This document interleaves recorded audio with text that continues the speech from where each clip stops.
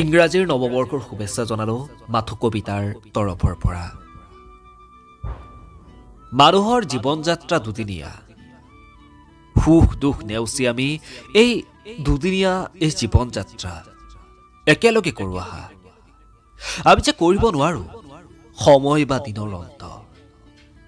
বৰ্ষ আহি আছে, বৰ্ষ গৈ আছে, তথাপিও আমাৰ মানুহৰ জীৱন যাত্ৰা সুখ দুখৰ মাজতে চলি আছে। পৰম্পৰাৰে পৰা আমাৰ মানুহৰ জীৱন যাত্ৰাৰ লগতে পাৰ হৈ আহিছে সময়, বৰ্ষ আৰু তাৰিখ। এতিয়া আমি 2023 বৰ্ষক বিদায় দি 2024 বৰ্ষক আদৰাৰ সময়। সুখ দুখকো নেওচি এতিয়া আমি যে 2023 বৰ্ষক বিদায় দি সুখেৰে 2024 বৰ্ষক আদৰি আমাৰ মানুহৰ জীৱন যাত্ৰা ৰঙীন কৰি তোলো।